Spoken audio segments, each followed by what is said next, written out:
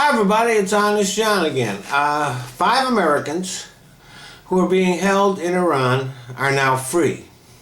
This follows closely on the heels of the speedy release of 10 American sailors who were detained in Iran for less than a day. And this incident with the sailors was not a provocation by Iran. Our sailors, for whatever went wrong, did venture into Iranian waters and were taken into custody. The latest that I've heard is that they were trying to take a shortcut.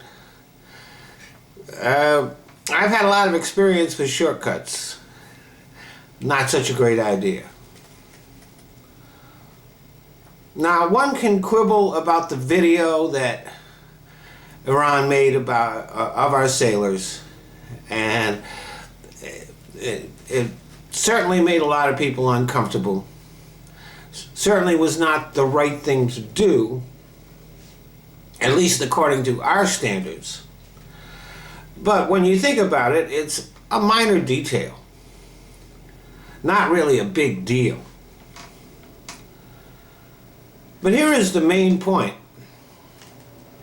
While Republicans have been blustering and bloviating and pretending that they are tough, the Obama administration was engaged in quiet, secret negotiations with Iran to get those 5 prisoners freed.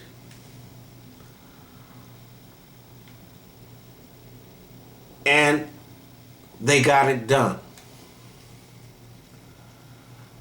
We have a nuclear deal which will prevent Iran from acquiring a nuclear weapon, and which so far the Iranians have been in full compliance with.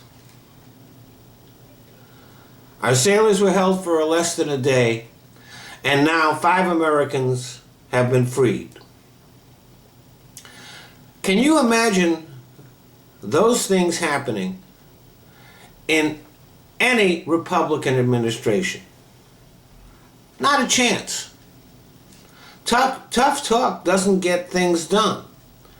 First of all, because blusterers are not really tough. Bluster is a compensation for weakness and fear. And blusterers are not really smart. The one thing that has characterized the Republican field has been their inability to deal with complexity, to understand the nuances of issues that they would have to contend with if they are elected. Iran is just one of them.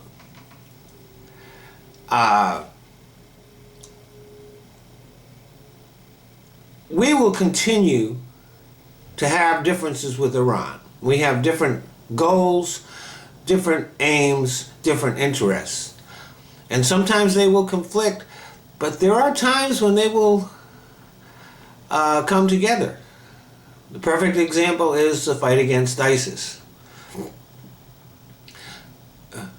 Iran is doing more against ISIS than any of our so-called allies are. It's Iran that's on the ground in Iraq fighting ISIS. Not Saudi Arabia, not Israel, not Qatar or Bahrain or any of our so-called allies. It's Iran.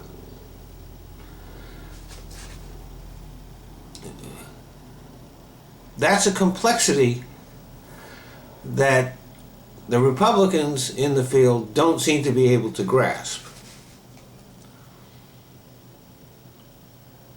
Another one is the economy.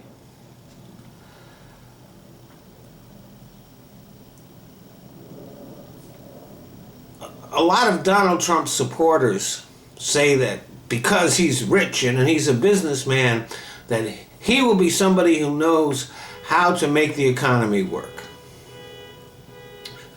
Donald Trump knows about the economy from the perspective of the 1%, of a very, very wealthy man.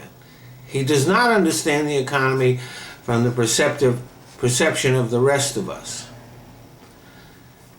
And Trump will act according to what he believes, which is that anything that is good for him and his fellow 1%ers is good for the economy. The truth is that what's good for Trump and the 1% is very, very bad for the rest of us. The idea that putting Donald Trump in the economy is going to do, in charge of the economy, is going to do regular people any good is patently absurd.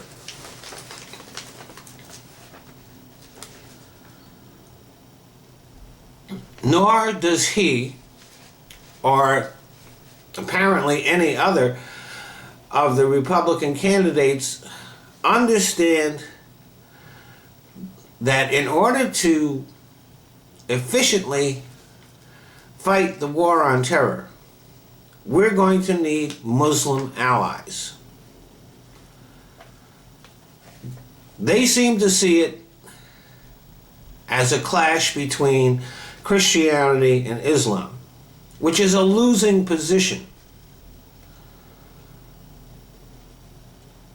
Whatever else you might want to say about either Hillary Clinton or Bernie Sanders, they are capable of grasping complicated issues.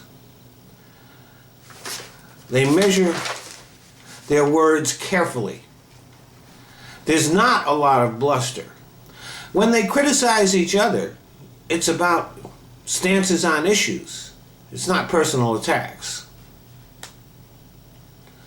The things that they say do not make great bumper stickers. And the fact is that they sail right over the heads of the Republican base. But under George W. Bush, we had 8 years of tough talk, bluster, and muddled thinking. And the result was one disaster after another. Now, I disagree with Obama on a lot of things. And I will argue that there are certain things that he's done that have been huge mistakes. I've talked about them in other videos. I'm not going to spend that time here. But whatever you think about Obama, you have to admit he's a very, very smart guy. And the country is a lot better off because it had a smart guy running things. Where we are today is a vast difference from where we were when he took over. And if we elect another idiot to the presidency, the result will be as disastrous, possibly even more disastrous, than the Bush administration was. Thanks for listening.